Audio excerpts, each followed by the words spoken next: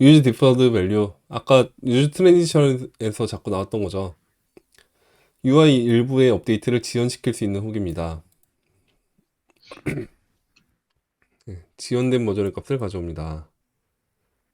오, 이거 뭐죠? 스테이트로 쿼리라는 녀석을 했는데 빈문자열인 상태일 텐데 얘는 디퍼드 쿼리는 use 디퍼드 쿼리로 쿼리 요 스테이트에 대한 거에 대한 거를 지연된 값으로 가져오겠다. 오, 이 녀석을 가지고 어떻게 할 수 있을까요? 보죠. 지연시키려는 값입니다. 어떤 타입이든 가질 수 있습니다. 반환값은 초기 렌더링 중에는 반환된 지연값, 지연된 값. 처음 제공한 요 쿼리, 요 값과 동일하겠죠. 근데 쿼리에 대한 업데이트, set 쿼리에서 쿼리 업데이트가 발생을 하면 리액트는 먼저 기존에 있던 스테이트 쿼리 값, 그러니까 얘가 업데이트 되기 전 거로 리렌더링을 하고 그 다음에 백그라운드에서 다시 새 값으로 리렌더링을 시도합니다. 그러니까 이런 거 같아요. set 쿼리를 호출했어요. 그래서 쿼리가 변경됐어요. 리렌더링. 이때 디퍼드 쿼리는 처음 쿼리. 그러니까 쿼리가 처음에 1이었다고 해봅시다. 새 쿼리 2를 했어. 2로 변경되면서 근데 이때는 여전히 1인 상태. 그죠? 그 얘기죠? 네. 네. 근데 이렇게 한번 렌더링 한 다음에 다시 백그라운드에서 다시 리렌더링. 이때는 또 2가 됨. 이 얘기죠? 다시 새 값으로 리렌더링을 시도해서 업데이트된 새 값과 일치하도록 합니다. 이렇게 두 번 렌더링을 거친다라는 얘기네요. 네. 음. 주의사항. use deferred value에 전달하는 값은 문자열 및 숫자와 같은 원칙 값이거나 컴포넌트 외부에서 생성된 객체여야 합니다. 새 객체를 생성하고 즉시 얘를 전달하면 이때마다 렌더링 할 때마다 값이 달라져서 불필요한 백그라운드 리렌더링이 발생할 수 있습니다. 뭐 그렇겠죠. 현재 렌더링 외에 다른 값을 받으면 새 값으로 다시 렌더링 하도록 예약을 합니다. 음, 음. 또 다른 업데이트가 있으면 자 이렇게 하고 요거는 예약이 걸린 상태라고 봅시다.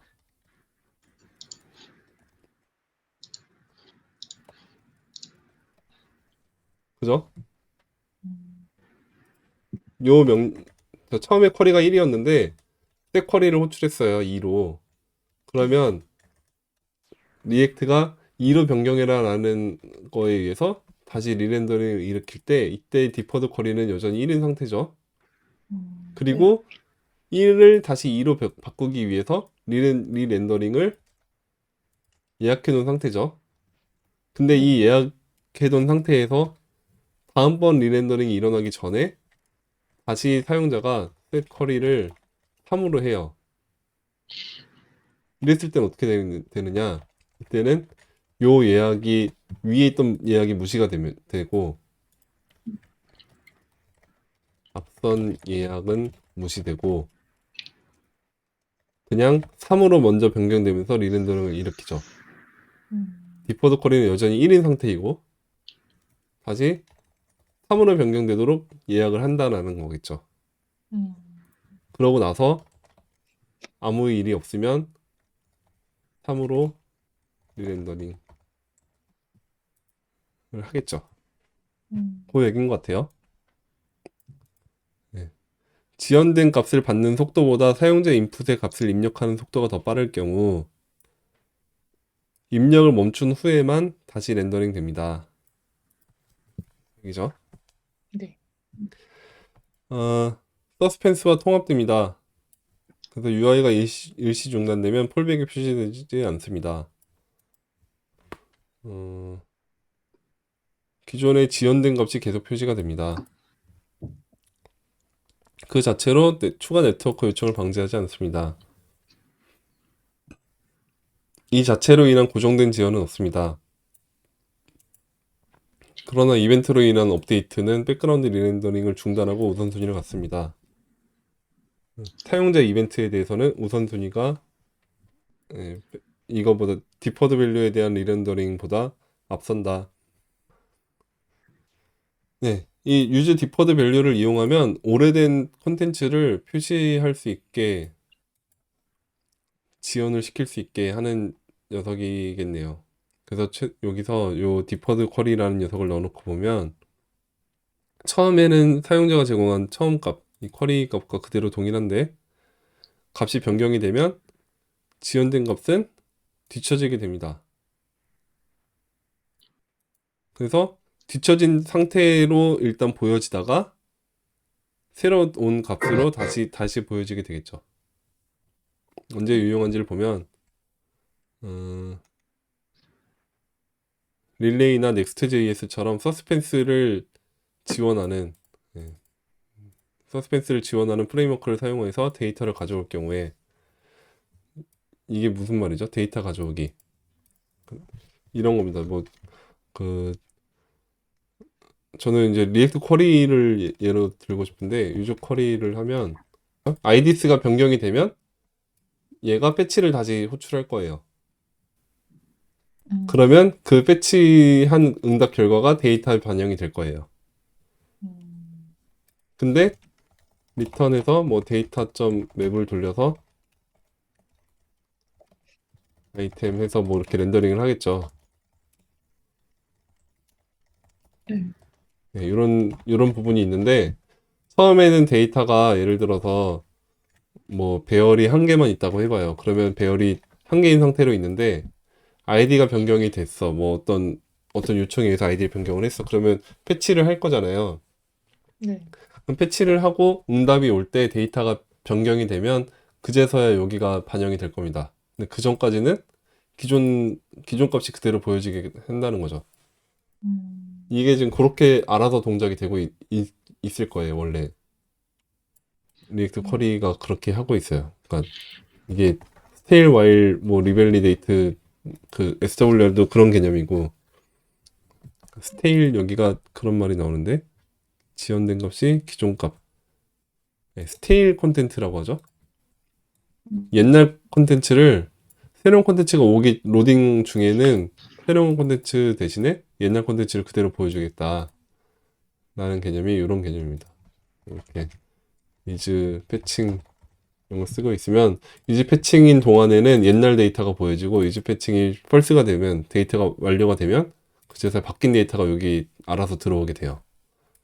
그런 게 서스펜스를 지원하고 있는 녀석들이 그런 녀석들입니다. 이런 거. 레이지를 사용하는 경우에도 그쵸? 네, 그래서 검색 결과를 가져오는 동안 서치 리절트 컴포넌트가 일시 중단됩니다. 한번 보죠. 일단 먼저 실행해 보죠. A를 입력하고 로딩이 떴다가 B로 수정하면 다시 로딩이 나왔죠. 음, 이제는 로딩이 완료됐으니까 더 이상 안 뜨는데 보면 여기는 유즈 스테이트로만 쓰고 있어요. 쿼리를. 그리고 여기서 셋 쿼리를 가지고 호출을 하고 있죠. 그리고 쿼리가 바뀌면 이 서치 리절트에서 이 부분을 가지고 쿼리를 넘겨주고 있는데 이 쿼리에 대한 응답이 느린가 봐요. A에 대한 응답이. 그리고 A, B에 대한 응답도 느린가 봐요. 그러면 그 응답이 느리니까 얘가 완료가 되기 전엔 서스펜스에 의해서 로딩으로 뜬다는 거죠. 이렇게. 이렇게. 그 로딩이 뜨는 건데 유즈 디퍼드 밸류를 쓰면 어떻게 되는지 봅시다. 서스펜스가 있지만 서스펜스를 무시하고 기존 값을 그대로 보여주다가 동작이 이제 얘를 렌더링할 수 있는 시점이 되면 그제서야 렌더링을 한다는 거죠. 음, 그죠? 로딩이 다 안 떴죠? 여기는 할 때마다 로딩이 떴다가 나타나는데 여기는 이렇게. 음, 예, 그래서 폴백 대신에 오래된 결과 목록이 그대로 표시가 되는 걸 확인할 수 있죠. 네. 음, 어떻게 동작하나요? 이거는 건너뛰고요. 오래되었음을 어떻게 표시할까요? 그거는 간단하겠죠. 요 쿼리는 계속 새로운 값일 거고 얘는 지연된 값일 수 있죠. 그러니까 네. 기존 값일 수 있죠. 음, 그러니까 얘가 쿼리가 새로운 걸로 바뀌고 있는 동안에 얘는 다른 값일 가능성이 있는 거죠. 렌더링을 두 번 하고 있으니까. 네. 그러면 그 렌더링을 두 번 하기 전, 그 첫 번째 렌더링 시점에는 얘랑 값이 다를 거예요. 음, 그럼 그때는 지연 중이다라는 걸로 표시할 수 있겠죠. 이렇게. 어, 아, 로딩 중 떴다 사라지죠. 네. 네. 그렇게 할 수 있겠습니다. 거기에 요거죠. 여기도 그러네. 오페시티를 가지고 넣네요. 아, 네. 디퍼드 다를 경우에 0.5 같으면 1. 네. 글자가 흐려졌다가 진해지고 있어요. 그리고 일부에 대해서 리렌더링 연기하기. 어, 성능 최적화로 적용할 수도 있습니다. 일부가 리렌더링 속도가 느리고 최적화할 수단이 쉬운 방법이 없을 때 어쩔 수 없이 느린 녀석일 경우에는 최적화를 아무리 해봤자 어차피 느린 경우에는 사용자한테 최대한 덜 느리게 보이게끔 할 수 있는 비법이 뭐냐? UI만큼은 그래도 끊김없이 보여주게끔 하면 될 거다. 뭐 이런 얘기인 것 같아요. 음, 예시에서 인위적으로 느려지도록 해서 타이핑을 타이핑을 하면 요게 느리게 뜨게끔 했어요. 네. 네, 목록은 지원이 되고 있습니다. 네, 타이핑은 그대로 빠르게 되고 있죠. 근데 이렇게 최적화 유즈 디퍼드 밸류를 써서 슬로우 리스트한테 얘를 디퍼드 텍스트를 넘기고 있는데 얘는 최적화를 안 했을 때 그냥 텍스트를 바로 넘기고 있다라고 하면 제가 입력을 했는데 안 보였죠. 네. 다시 리셋하고 잘 보시면 입력을 막 해볼게요. 네, 한꺼번에 짠 나타났죠. 한참 있다가 음, 굉장히 느리죠. 다시 요걸로 보면 디퍼드 밸류로 해놓은 걸로 보면 여기는 느려질지언정 입력에 대한 것만큼은 느리게 느껴지지 않죠. 여기 네. 바로 일어나고. 근데 여기는 입력 자체가 지금 안 되고 있어요. 되는 거야, 마는 거야. 되는구나. 뭐 이렇게 느려? 이렇게 생각하게 된다는 거죠. 그러니까 똑같이 느린 상황이더라도 여기만큼은 안 느리게 느끼게 할 수 있게 하는 방법으로 이 디퍼드 밸류를 활용할 수 있겠다. 이런 예시였고요. 함정이 있습니다. 이걸 최적화하기 위해서는 어쨌든 메모로 감싸야 합니다. 왜냐면 메모로 감싸놔야 그나마 빠르게 다시 렌더링 할 수 있기 때문이죠. 건너뛸 수 있게끔 하기 위함이죠. 그거고. 자, 디바운스와 스로틀 얘기가 나오고 있습니다. 기억나시죠? 네. 디바운스 스로틀? 몇 번째인지 모르겠다, 이제. 타이핑을 멈출 때까지 기다렸다가 마지막으로 목록을 업데이트하는 거 디바운스. 가끔씩 1초에 한 번씩 주기적으로 업데이트하는 거 스로틀. 얘네들은 일반적으로 경우에 따라서 매우 유용하지만 유즈 디퍼드 밸류는 그거랑 또 다른 식으로 유용하다. 뭐냐면 리액트 자체와 깊게 통합되어 있으니까 렌더링을 최적화하는 데 더 적합하다라고 합니다. 에,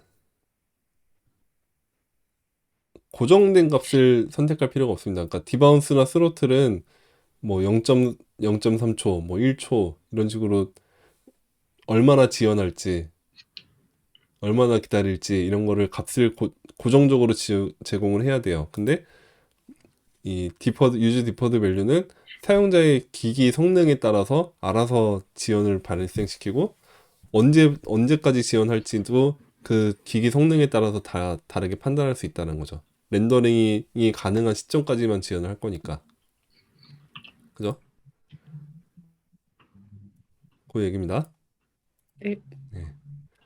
그리고 디바운스나 스로틀과 달리 유즈 디퍼드 밸류에 의해 수행되는 지연된 리렌더링은 기본적으로 중단이 가능하다. 네, 디바운스나 스로틀은 중단을 구현하려면 또 복잡해져요. 중간에 다시 또 해지를 하는 그런 기법을 스로틀의 경우 복잡해져요. 디바운스는 별거 없지만 예, 그거를 다시 또 구현해야 되고 어쨌든 하는데 얘는 기본적으로 중단 가능하도록 작성을 해놨기 때문에 예, 중단에 대한 거를 미리 고민할 필요가 없다. 그 얘기죠. 그리고 사용자의 입력, 이벤트에 대해서 후순위로 밀리기 때문에 걱정을 할 필요가 없다라는 거죠. 디바운스나 스로틀이 그래서 나쁘다는 거냐? 그렇지 않고 당연히 여전히 유용한데 예, 쓰임새가 다르다라고 생각하면 되겠습니다. 어려웠죠? 네. 네, 어려웠을 거라고 생각이 들고요. 이거는 유즈 트랜지션 같은 경우 한번 그러니까 그렇게 생각하시면 되겠어요. 이거를 다 이해해야 하는 건 아니죠. 사실 우리가 쓰는 게 더 중요하죠. 음. 그래서 이런 예시들 보면서 이 사용법 쪽 위주로 보면서 여기에 한번 적용해 볼 수 있을 것 같은데 라는 아이디어만 가지면 될 것 같아요. 그 아이디어를 가지고 적용을 해보는 게 더 중요하죠. 그래서 이 코드를 보면서 한번 적용해보고 되는지 보고 되면은 넘어가면 돼요. 그죠? 우리는 지금 이 리액트 페이지를 같이 보자는 목적으로 다 보고 있지만 이거를 전부 이론적으로 다 이해를 반드시 해야 되는 건 아니고 그리고 그 이해는 쓰다 보면 어느 순간 따라올 수 있는 겁니다. 제가 늘 얘기하듯이 당장 이해가 중요한 게 아니다. 시간이 걸릴 수 있다 이해하는 데에는 어려울 수 있는데 어려울 때는 써먹는 것부터 해보자. 이런 거 다 이해 못해도 사용법 부분에서 어디서 쓰는지를 예시를 보면서 그 예시대로 따라해보는 걸부터 시작하면 되겠습니다. 많이 쓰다 보면 나중에 다시 보면 아 이게 그 소린가? 할 때가 올 거예요. 진짜 그랬으면 좋겠네요. 네? 아, 진짜 그랬으면 좋겠다. 네, 진짜 그렇게 돼요. 어, 네. 저도 많이 겪은 일이라 이해 못해서 쓸 수 없다라고 생각하실 이유가 전혀 없어요. 난 이거 이해 못했는데 이거 써도 되나? 아니에요. 써야 이해할 수 있는 것들이 많이 있어요. 음, 특히 이쪽 바닥은 특히 많이 그래요.